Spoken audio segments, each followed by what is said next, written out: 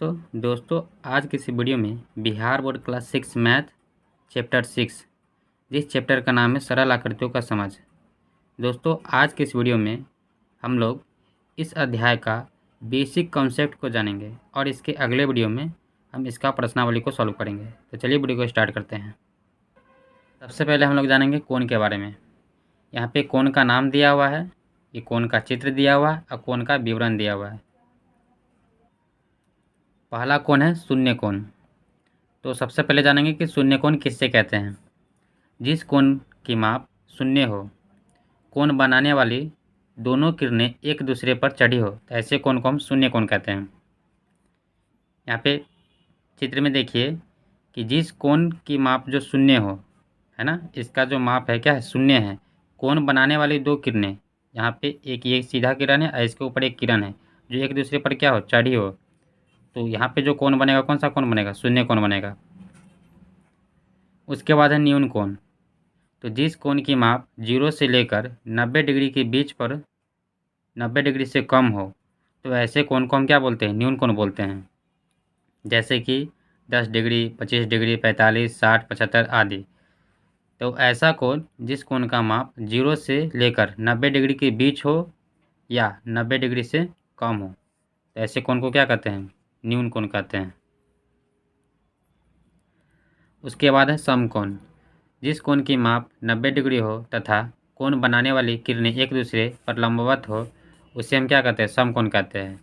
यहाँ पे पिक्चर के माध्यम से देख सकते हैं, चित्र में दिया है, ये आपका क्या है, समकोण है। उसके बाद है अधिक कोण।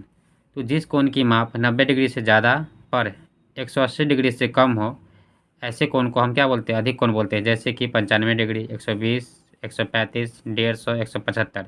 ये क्या है कि 90 से तो ज़्यादा है और 180 से क्या है, कम है, तो ऐसे कोण को क्या कहेंगे, अधिक कोण कहेंगे। उसके बाद है सरल कोण या ऋजु कोण। जिस कोण की माप 180 डिग्री हो, इसमें कोण बनाने वाली दोनों किरणें एक सरल रेखा बनाती हो, तो ऐसे कोण को क्या कहेंगे, सरल कोण या ऋजु कोण। यानी क्या है कि जिस कोण की माप कितना हो, 180 डिग्री हो, तो उसे हम क्या कहते हैं, ऋजु कोण कहते हैं। उसके बाद है प्रतिवर्ती या पुनर्युक्त कोण। तो जिस कोण की माप 180 डिग्री से ज़्यादा हो तथा 360 डिग्री से कम हो, तो ऐसे कोण को हम क्या बोलते हैं, प्रतिवर्ती कोण बोलते हैं। यहाँ पे आप चित्र में देख सकते हैं कि ये जो कोण है, इसका जो माप है 180 डिग्री से क्या है, ज़्यादा है, लेकिन 360 डिग्री से क्या है, कम है, तो ऐसे कोण को हम क्या बोलेंगे, ऐसे कोण को बोलेंगे प्रतिवर्ती कोण। उसके बाद है पूर्ण कोण। तो जिस कोण की माप 360 डिग्री का होता है उसे हम क्या कहते हैं, पूर्ण कोण कहते हैं। आपको ये याद रखना है कि जिस कोण की माप 360 डिग्री हो उसे हम क्या कहते हैं, पूर्ण कोण कहते हैं। यहाँ पे देखिए दो रेखाएं हैं, जो एक रेखा घूमकर पूरा यहाँ पे क्या हुआ है, इस पर चढ़ गया है, तो इसका जो मान है कितना है, 360 डिग्री है। जिस कोण की माप 360 डिग्री उसे क्या कहते हैं, पूर्ण कोण कहते हैं। उम्मीद है कि आपको समझ में आ गया होगा। उसके बाद हम पूरक कोण के बारे में जानेंगे। पूरक कोण क्या होता है, दो कोण जिनकी अंश मापों का योग जो है 90 डिग्री हो, उसे क्या कहते हैं, पूरक या कोटि पूरक कोण कहते हैं। यानी जिस कोण का अंश का जो माप होता है उसका योग कितना हो, 90 डिग्री हो, उसे हम क्या कहते हैं, पूरक कोण कहते हैं। जैसे 30 डिग्री और 60 डिग्री या 18 डिग्री या 72 डिग्री का जो कोण होगा, इन दोनों कोणों को जब जोड़िएगा, 60 30 जोड़िएगा तो कितना आ जाएगा, 90 आ जाएगा। तो वही ना बोला है कि जिन कोणों का योग जो है, अंशों का माप योग कितना, 90 डिग्री हो, उसे हम क्या कहते हैं, पूरा कोण कहते हैं। तो 30 60 जोड़िएगा तो कितना हो जाएगा, 90 डिग्री हो जाएगा। इसको क्या कहेंगे, पूरा कोण कहेंगे। उसके अलावा यहाँ पे देखिए 18 और 72 डिग्री दिया है, तो 18 72 को जोड़िएगा तो कितना हो जाएगा, 90 हो जाएगा। तो दो कोणों का योग जो है 90 अगर आ रहा है तो कौन सा कोण होगा, पूरा कोण होगा। जैसे कि यहाँ पे देखिए ये आपका 30 डिग्री है, ये आपका 60 डिग्री का कोण है, तो जब दोनों को जोड़िएगा तो इसका योग कितना आ जाएगा, 90 डिग्री आ जाएगा। तो इसको हम क्या कहेंगे, पूरा कोण कहेंगे। अब देखिए पूरा कोण कैसे निकाला जाता है। यहाँ पे 40 डिग्री का पूरा कोण पूछ रहा है, तो 40 डिग्री का पूरा कोण क्या होगा, तो आपको पता है कि पूरा कोण का योग कितना होता है, 90 डिग्री का होता है। और 90 डिग्री कितना डिग्री का पूरा कोण पूछ रहा है, 40 डिग्री का, तो 40 डिग्री का क्या करेंगे, घटा देंगे। तो 40 डिग्री का पूरा कोण कितना आया, 50 डिग्री। समझ में आ गया। अब देखिए यहाँ पे 40 डिग्री का पूरा कोण पूछ रहा था, तो 40 डिग्री का पूरा कोण कितना है, 50 डिग्री। यहाँ पे लिख देंगे 50 डिग्री। उम्मीद है कि आपको समझ में आ गया होगा। उसके बाद हम जानेंगे संपूरक कोण। दो कोण जिनके अंश मापों का योग 180 डिग्री हो उसे संपूरक कोण कहते हैं। यानी ऐसे दो कोण जिनका योग जो हो कितना हो 180 डिग्री हो तो उसे क्या कहते हैं, संपूरक कोण कहते हैं। जैसे 30 डिग्री और 150 डिग्री, जब 150 और 30 को जोड़िएगा तो कितना आएगा, 180 आएगा। ये आपका क्या है, संपूरक कोण है।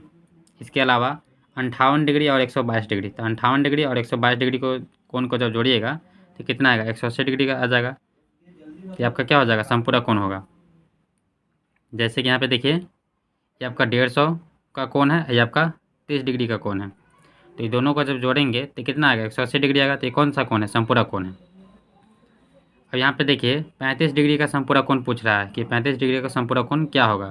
तो आपको पता है कि संपूरक कोण का योग कितना होता है, 180 डिग्री। यहाँ पे 180 डिग्री लिख देंगे और माइनस कितना डिग्री पूछ रहा है, 35 डिग्री पूछ रहा है।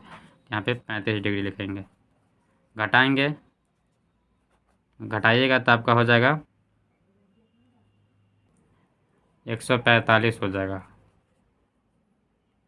तो 35 डिग्री का संपूरक कोण कितना निकला है, 145 डिग्री। तो यहाँ पे पूछ रहा था ना 35 डिग्री का संपूरक कोण कितना है, 145। यहाँ पे लिख देंगे 145, 145 डिग्री। इसके बाद हम रेखाएं के बारे में जानेंगे कि रेखाएं कितने प्रकार के होते हैं। तो सबसे पहले हम समांतर रेखा के बारे में जानेंगे। समांतर रेखा किससे कहेंगे, तो ऐसी रेखा जिनके बीच की लंबवत दूरी सदैव समान रहता हो, या ऐसी रेखा जो दोनों सिरों से बढ़ाने पर कभी नहीं मिले उसे समांतर रेखा कहते हैं। समांतर रेखा किससे कहेंगे, तो ऐसी रेखा जिनके बीच का लंबवत दूरी, यहाँ पे देखिए ये समांतर रेखा है, तो ऐसा रेखा जिसके बीच का लंबवत दूरी यहाँ से लेकर यहाँ तक की देखिए बीच का लंबवत दूरी है क्या है, सदैव समान रहता है। और इसके अलावा क्या बोला है कि ऐसी रेखा जो दोनों सिरों से बढ़ाने पर, ये आपका सिरा है और यहाँ भी एक सिरा है, दोनों सिरों से बढ़ाने पर जो कभी नहीं मिलता है, यानी ये सिरा को जब बढ़ाइएगा आगे तो आगे कभी नहीं मिलेगा, तो ऐसी रेखा को क्या कहते हैं, समांतर रेखा कहते हैं। यानी इसका बीच का दूरी क्या होता है, हमेशा समान रहता है। उम्मीद है कि आपको समझ में आ गया होगा। उसके बाद है प्रतिच्छेदी रेखा। तो वे रेखा जो किसी बिंदु पर एक दूसरे को काटती है उसे क्या कहते हैं, प्रतिच्छेदी रेखा कहते हैं। जैसा कि यहाँ पे देखिए एक आपका क्यू रेखा है, यहाँ पे एक आर, ये आपका पी है, आर नहीं है, यहाँ पे एक पी रेखा है। तो पी जो रेखा है क्यू रेखा को क्या कर रहा है, एक बिंदु पर जाके क्या कर रहा है, प्रतिच्छेद कर रहा है, यानी काट रहा है। तो ऐसी रेखा को क्या कहेंगे, प्रतिच्छेदी रेखा कहेंगे। कि वे रेखा जो किसी बिंदु पर एक दूसरे को काटती है, इस बिंदु पर आके इसको काट दी, यह क्या है, प्रतिच्छेदी रेखा है। उसके बाद है लंबवत रेखा। तो इसको देखिए समझिए, बगल की आकृति में यहाँ रेखा एल और एम प्रतिच्छेदी रेखा है। कैसे है इसको समझिएगा, यहाँ रेखा एल का एम पर झुकाव 90 डिग्री है, 90 डिग्री का, इसे लंबवत रेखा कहते हैं। ये जो बगल का चित्र दिया हुआ है यहाँ पे आप इसको देखिए, तो यहाँ पे एक रेखा एम है, एक रेखा एल है। तो इस एल रेखा का जो एम पर झुकाव है कितना डिग्री का है, 90 डिग्री का है। तो ऐसी रेखा को क्या कहते हैं, लंबवत रेखा कहते हैं। उसके बाद है तिर्यक छेदी रेखा। बगल के चित्र में रेखा एल, रेखा एम तथा एन के दो अलग अलग बिंदु ओ तथा पी पर काटती है। यहाँ रेखा एल, रेखा एम तथा एन की तिर्यक छेदी रेखा कहलाती है। यानी यहाँ पे जो चित्र दिया हुआ है इसमें क्या बोला है कि जो रेखा एल है, रेखा एम तथा एन के दो अलग अलग बिंदु पर ओ तथा पी पर काटती है, तो इसे क्या कहेंगे, तिर्यक छेदी रेखा कहेंगे। ये जो आपका रेखा एल है, रेखा एम तथा रेखा एन दो अलग अलग बिंदु पर, एक यहाँ पे ओ पर काट रही है तथा एक पी पर काट रही है, तो ऐसी रेखा को क्या कहेंगे, ऐसी रेखा को तिर्यक छेदी रेखा कहेंगे। यानी एक समान बिंदु पर नहीं काट रहा है, दो रेखा है, एक एम है तथा एक एन है, तो इसको ओ बिंदु पर काट रही है, यहाँ पे इसको पी बिंदु पर काट रही है, तो ऐसी रेखा को क्या कहेंगे, तिर्यक छेदी रेखा कहेंगे। ये लंबवत नहीं है, यहाँ पे देखिए सीधा नहीं है, टेढ़ा है, ये ओ पर काट रहा है, ये पी पर काट रहा है, इसलिए ऐसी रेखा को तिर्यक छेदी रेखा कहेंगे। तो उम्मीद है कि आपको समझ में आ गया होगा। इसके बाद हम लोग जानेंगे त्रिभुज और त्रिभुज के प्रकार के बारे में। तो यहाँ पे देखिए, सबसे पहले जानेंगे त्रिभुज के बारे में। तो त्रिभुज क्या होता है? तो ऐसा आकृति जो 3 भुजाओं से बना होता है और वो बंद आकृति हो तो उसे हम त्रिभुज कहेंगे। जैसा कि यहाँ पे लिखा है कि नीचे कुछ आकृति बनी है, इनमें से कौन कौन सी आकृति त्रिभुज है उन पर टिक कीजिए। तो आपको पता है कि जो 3 भुजा का बना हुआ है और वो बंद हो वो त्रिभुज होगा। तो यहाँ पे 3 भुजाओं से बना हुआ है और ये बंद है, तो बंद आकृति तो क्या हो जाएगा? त्रिभुज हो जाएगा। यहाँ पे ये भी क्या है? त्रिभुज है। ये आपका त्रिभुज नहीं है, क्यों? क्योंकि 4 भुजा से बना है। ये आपका त्रिभुज नहीं है, क्यों? क्योंकि ये खुला हुआ है। तो अब त्रिभुज के प्रकार के बारे में जानेंगे। त्रिभुज ऐसे 3 प्रकार का होता है। एक होता है समबाहु त्रिभुज। तो समबाहु त्रिभुज किसे कहेंगे? समबाहु। समबाहु यानी देखिए, सम मतलब समान, बाहु मतलब भुजा, जिसकी समान भुजा उसे क्या कहेंगे? समबाहु त्रिभुज कहेंगे। ऐसा त्रिभुज जिसकी तीनों भुजा बराबर लंबाई की हो, यानी तीनों भुजा क्या हो? समान हो, तो इसे क्या कहेंगे? समबाहु त्रिभुज कहेंगे। जैसे कि यहाँ पे पिक्चर में देखिए, ये कौन सा त्रिभुज है? समबाहु त्रिभुज है। क्यों है? क्योंकि ये जो तीनों भुजा है इसका क्या है? ये भी समान, ये भी समान, ये भी समान है। मान लीजिए 2 सेंटीमीटर है तो ये भी 2 सेंटीमीटर, ये भी 2 सेंटीमीटर है। तो ऐसे त्रिभुज को क्या कहेंगे? समबाहु त्रिभुज कहेंगे। उम्मीद है कि दोस्तों आपको समझ में आता होगा। उसके बाद है समद्विबाहु त्रिभुज। यहाँ पे देखिए, समद्विबाहु, सम का मतलब समान, और द्विबाहु मतलब 2 भुजा। तो जिसकी 2 भुजा समान हो उसे हम क्या कहेंगे? समद्विबाहु त्रिभुज कहेंगे। यानी ऐसा त्रिभुज जिसकी 2 भुजा बराबर लंबाई की हो उसे क्या कहेंगे? समद्विबाहु त्रिभुज कहेंगे। यहाँ पे देखिए, ये आपका ABC एक त्रिभुज है, जिसमें देखिए ये 2 भुजा क्या है? ये भी समान है और ये भी समान है। ये भुजा आपका समान नहीं है, तो इसमें 2 भुजा क्या है? समान है। इसे क्या कहेंगे? समद्विबाहु त्रिभुज कहेंगे। उसके बाद देखिए विषमबाहु त्रिभुज। तो विषमबाहु त्रिभुज किसे कहेंगे? विषम, विषम का मतलब होता है अलग, और बाहु मतलब भुजा। तो जिसकी तीनों भुजा क्या हो? अलग अलग हो, यानी तीनों भुजा समान नहीं हो, तो इसे क्या कहेंगे? विषमबाहु त्रिभुज कहेंगे। यहाँ पे परिभाषा देखिए कि ऐसा त्रिभुज जिसकी तीनों भुजाएं अलग अलग लंबाई की हो उसे क्या कहेंगे? विषमबाहु त्रिभुज कहेंगे। यहाँ पे पिक्चर में देखिए, ABC एक त्रिभुज दिया है। इस भुजा की लंबाई अलग है, इस भुजा की लंबाई अलग है, और इस भुजा की लंबाई क्या है? अलग है, यानी तीनों भुजा क्या अलग अलग है, तो इसे क्या कहेंगे? विषमबाहु त्रिभुज कहेंगे।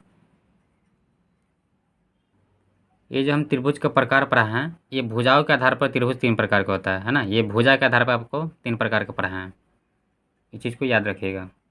इसके बाद हम कोणों के आधार पर त्रिभुज का वर्गीकरण करेंगे। कोण के आधार पर भी त्रिभुज 3 प्रकार का होता है। एक न्यून कोण त्रिभुज होता है, एक समकोण त्रिभुज होता है, एक आपका अधिक कोण त्रिभुज होता है। तो सबसे पहले जानेंगे कि न्यून कोण त्रिभुज किसे कहेंगे। तो ऐसा त्रिभुज जिसके तीनों कोण न्यून कोण हो उसे क्या कहेंगे? न्यून कोण त्रिभुज कहेंगे। जैसा कि पिक्चर में देखिए, ये आपका क्या है? एक न्यून कोण त्रिभुज है। कैसे है? क्योंकि इसका जो तीनों कोण है वो 90 डिग्री से क्या है? कम है। देखिए यहाँ पे ये 80 डिग्री का है, 70 डिग्री का है, आपका 30 डिग्री का है। तो ऐसा त्रिभुज जिसका तीनों कोण न्यून कोण होता है, यानी 90 डिग्री से कम होता है, उसको क्या कहते हैं? न्यून कोण त्रिभुज कहते हैं। उसके बाद है समकोण त्रिभुज। तो ऐसा त्रिभुज जिसका एक कोण समकोण हो या 90 डिग्री का हो उसे क्या कहेंगे? समकोण त्रिभुज कहेंगे। जैसे कि इसको देख सकते हैं कि यहाँ पे एक कोण जो है आपका ये क्या है? राइट एंगल है ना, 90 डिग्री का है, समकोण है, तो इसे क्या कहेंगे? समकोण त्रिभुज कहेंगे। उसके बाद है अधिक कोण त्रिभुज। तो ऐसा त्रिभुज जिसका एक कोण अधिक कोण हो, यानी 90 डिग्री से बड़ा हो, उसे क्या कहेंगे? अधिक कोण त्रिभुज कहेंगे। यहाँ पे देखिए, ये आपका अधिक कोण त्रिभुज है। क्यों है? क्योंकि इसका जो B वाला कोण है कितना डिग्री का है? 120 डिग्री का है, यानी एक कोण 90 से अधिक है, तो इसे क्या कहेंगे? अधिक कोण त्रिभुज कहेंगे। उम्मीद है कि आपको समझ में आ गया होगा। इसके बाद हम लोग चतुर्भुज के बारे में जानेंगे। तो यहाँ पे देख सकते हैं, ये आपका क्या है? वर्ग है। वर्ग भी एक प्रकार का चतुर्भुज ही होता है। चतुर्भुज किसे कहेंगे? जो 4 भुजाओं का बना होता है उसे क्या कहते हैं? चतुर्भुज कहते हैं। तो जिसकी चारों भुजा क्या है? बराबर हो, है ना, जिसकी चारों भुजा क्या हो? बराबर हो, तो इसे क्या कहते हैं? वर्ग कहते हैं। अब वर्ग जो होता है चतुर्भुज का ही प्रकार होता है। चारों भुजा बराबर हो, यानी चारों कोण कितना हो? 90 डिग्री का हो, तो उसे क्या कहते हैं? वर्ग कहते हैं ना। जिसकी चारों भुजा बराबर या समान उसे क्या कहते हैं? वर्ग कहते हैं। अगर इसका चारों कोणों का योग की बात करें तो 360 डिग्री का होता है, यानी प्रत्येक कोण कितना डिग्री का होता है? 90 डिग्री का होता है। उसके बाद जानेंगे आयत। तो आमने सामने की भुजा बराबर तथा समांतर हो। आयत में क्या होता है कि आमने सामने की भुजा क्या होता है, बराबर होता है। यहाँ पे देखिए ये भी बराबर है, इसके बराबर ये है और इसका भी बराबर ये है। तो जिसमें आमने सामने की भुजा क्या हो, बराबर हो, उसे क्या कहते हैं, आयत कहते हैं। और इसका अगर बात करें तो इसका चारों कोनों का योग जो होता है 360 डिग्री का होता है, यानी प्रत्येक कोण इसका 90 डिग्री का ही होता है। चारों कोण बराबर यानी 90 डिग्री। उसके बाद जानेंगे समचतुर्भुज। तो समचतुर्भुज क्या होता है, चारों भुजाएं बराबर, आमने सामने की भुजाएं समांतर तथा सम्मुख कोण बराबर हो, उसे क्या कहेंगे, समचतुर्भुज कहेंगे। यानी इसमें क्या होता है कि चारों भुजाएं बराबर, चारों भुजाएं क्या है, बराबर है, आमने सामने की भुजाएं समांतर हो। ये थोड़ा सा क्या होता है, टेढ़ा होता है। इसमें देखिए चारों भुजाएं तो बराबर है, ये भी जितनी, अगर 3 सेंटीमीटर, ये भी 3 सेंटीमीटर होगा, ये भी 3 होगा, ये भी 3 होगा, लेकिन आमने सामने की भुजा क्या है, आमने सामने की भुजा क्या हो, बराबर हो, उसे क्या कहते हैं, समचतुर्भुज कहते हैं। उसके बाद समांतर चतुर्भुज है। तो जिसकी आमने सामने की भुजा बराबर तथा समांतर हो, आमने सामने का कोण अर्थात सम्मुख कोण हो, उसे क्या कहते हैं, समांतर चतुर्भुज कहते हैं। यानी जिसकी आमने सामने की भुजा क्या हो, आमने सामने की भुजा क्या है, बराबर है, ये भी बराबर है, इसके बराबर, देखिए इसके बराबर ये है और इसके बराबर ये है, तो आमने सामने की भुजा क्या हुआ, समांतर हो गया। और क्या बोल रहा है कि आमने सामने का कोण अर्थात सम्मुख कोण हो, है ना, तो उसे क्या कहेंगे, समांतर चतुर्भुज कहेंगे। उसके बाद है समलम चतुर्भुज। तो आमने सामने की भुजा के जोड़े में एक जोड़ा समांतर हो, उसे क्या कहते हैं, समलम चतुर्भुज कहते हैं। उसके बाद हम लोग बहुभुज के बारे में जानेंगे। तो बहुभुज क्या होता है, जितने भी बंद आकृति होता है ना, वो क्या होता है, बहुभुज होता है। इस चीज़ को याद रखिएगा कि जितना भी बंद आकृति है सब क्या है, बहुभुज है। देखिए ये भी बंद आकृति है, ये भी बंद आकृति, ये भी बंद है, सब बंद है, तो इसको क्या कहेंगे, बहुभुज कहेंगे। ये देखिए क्या है, आपका त्रिभुज है, भुजाओं की संख्या 3 होगा इसमें, तो इसको त्रिभुज कहेंगे। ये आपका क्या है, चतुर्भुज है, 4 भुजाओं से बना है इसलिए चतुर्भुज है। इसकी भुजाओं की संख्या 4 हो जाएगा। ये आपका पंचभुज है, क्यों है, क्योंकि 5 भुजाओं से बना है, तो ये आपका पंचभुज हो जाएगा। ये 6 भुजा से बना है इसलिए आपका षडभुज हो जाएगा। ये आपका 8 भुजाओं से बना है इसलिए क्या हो जाएगा, अष्टभुज हो जाएगा। तो दोस्तों इस प्रकार मेरा वीडियो समाप्त होता है। इसके अगले वीडियो में इसका प्रश्नावली का अध्ययन हम लोग करेंगे। तो उम्मीद है कि आपको समझ में आ गया होगा। अगर मेरा वीडियो अच्छा लगता है तो मेरे वीडियो को लाइक करें, मेरे चैनल को सब्सक्राइब करें। धन्यवाद।